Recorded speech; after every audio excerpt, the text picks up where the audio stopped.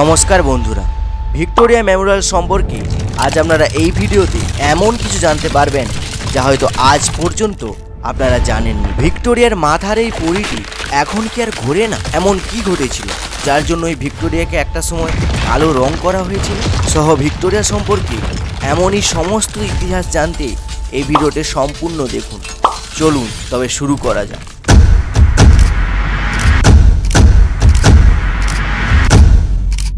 কলকাতার তাজমহল ভিক্টোরিয়া। শাহজাহান নির্মিত তাজমহলের সাথে নির্মাণগত দিক থেকে এই ভিক্টোরিয়ার মিল থাকার জন্য এটি কলকাতার তাজমহল নামে পরিচিত। কলকাতার পর্যটন কেন্দ্র এই ভিক্টোরিয়ার নির্মাণের পেছনে ইতিহাসটা কিন্তু কম গুরুত্বপূর্ণ নয়। আজ যারা এই কলকাতার বুকে অবস্থিত এই ভিক্টোরিয়াকে দর্শন করেছে, এই ভিক্টোরিয়ার চূড়ার উপরের এই পরীটিকে দেখেনি, এমনটা হতেই পারে না। 1872 সাল থেকে 1911 সাল পর্যন্ত এখনকার কলকাতায় ছিল সেই সময়কার ব্রিটিশ শাসিত ভারতের রাজধানী। 1767 সালে কলকাতায় কেবলমাত্র দুটি জেলখানা ছিল, একটি ছিল লালবাজারে এবং অপরটি ছিল বড়বাজার। এদের মধ্যে একটি ছিল লঘু অপরাধীদের জন্য এবং অপরটি ছিল ভিন্ন অপরাধীদের জন্য। তখন ইংরেজরা যে হারে যথেচ্ছ ধরবাঘর করত, তাদের জেলে আর আসামি রাখার জায়গা হচ্ছিল না, আর সেজন্য তৈরি করা হয় প্রেসিডেন্সি জেল।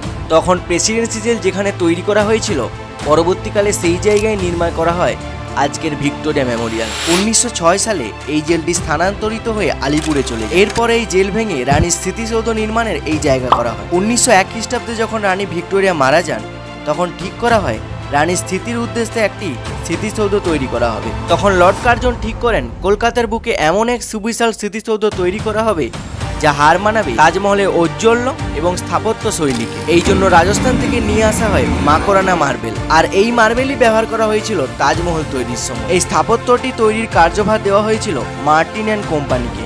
মুখ্য স্থপতি ছিলেন উইলিয়াম এমারসন। ব্রিটিশ সরকারের পক্ষ থেকে এমারসনকে বলা হয় যে ইটালিয়ান রেনেসাঁস স্থাপত্য শৈলীতে এটিকে নির্মাণ করতে, কিন্তু এমারসন শুধু ইউরোপের স্থাপত্যের মতো এই স্মৃতিসৌধ তৈরিতে তীব্র আপত্তি জানান। তিনি কৌশলে কাজের মধ্যে মুঘল প্যাটার্ন যোগ করেন, যার জন্য এই স্মৃতিসৌধটিকে অনেকটাই তাজমহলের মতো দেখে। এমনকি এই স্থাপত্যকে ঘিরে এক সুবিশাল বাগানও তৈরি করা হয়। এই বাগানের নকশা তৈরি করেছিলেন লর্ড রেটেস্টেড এবং জন প্রেইন। এই স্মৃতিসৌধের সব থেকে দৃষ্টিনন্দন জায়গাটি হলো এই স্থাপত্যের মাঝখানে থাকা এই গম্বুজ, আর এই গম্বুজটির ঠিক নিচের হলটিকেই বলা হয় কুইন্স হল। আর ঠিক এই গম্বুজটির ওপরেই বসানো হয়েছে একটি ব্রোঞ্জের পরী। এই স্থাপত্যটি নির্মাণের সময় কিন্তু বাতাসের প্রভাবে এই পরীটি ঘুরত, কিন্তু বর্তমানে এই পরী আর ঘোরে না। 1986 সালের এক বজ্রপাতের কারণে এই পরী ঘোরা বন্ধ করে দেয়। বায়োডাটা অফ অ্যাঞ্জেল নামে ভিক্টোরিয়ার পুরো নথিপত্র থেকে এই পরী সম্পর্কে জানতে পারা যায় 1921 সালে প্রায় 6.5 টন ওজনের এই ব্রোঞ্জের মূর্তিটি ভিক্টোরিয়ার ওপরে বসানো। আর এই পরীটি তৈরি হয়েছিল ইটালিতে, এবং এই পরীটির নাম হলো অ্যাঞ্জেল অফ ভিক্টোরিয়া। অর্থাৎ আপনারা বুঝতেই পারছেন কেন এই 200 ফুট উচ্চতায় বসানো এই পরীটি এত অন্যতম এবং আকর্ষণীয়। পূর্বে এই পরীর ঘূর্ণন বন্ধ হয়ে গেলেও পরবর্তীকালে 15 কোটি টাকা খরচ করে এটিকে সারানো হয়। পরী যাতে অবাধে ঘুরতে পারে, এর নিচেই তাই ব্যবহার করা হয়েছে বল বিয়ারিং।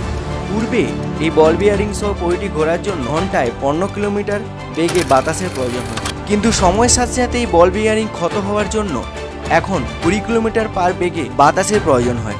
এছাড়া পরীর ঠিক নিচেই রয়েছে দুটি পাত্র, একটিতে রয়েছে পারদ এবং অন্যটিতে রয়েছে 7 থেকে 8 লিটার তেল। এখন আপনার মনে হয়তো প্রশ্ন উঠতে পারে, এই দুটি তরল পদার্থের কাজ। এই পারদ আর্থিং এর সাহায্যে বজ্রবিদ্যুতের সময় পরীকে গঠনগত দিক থেকে ঠিক রাখবে, আর তেলের কাজ হলো এই পরীর নিচে থাকা বল বিয়ারিং গুলো যাতে ঠিকঠাক কাজ করে তার জন্য। আর এখন এই পরীকে না ঘুরতে দেখার কারণ বল বিয়ারিং এর ক্ষয় এবং মৃদু বাতাস। তবে আপনি কি জানেন এই ভিক্টোরিয়ার রং সাদা হলেও অতীতে একবার এটিকে কালো রং করা হয়েছিল?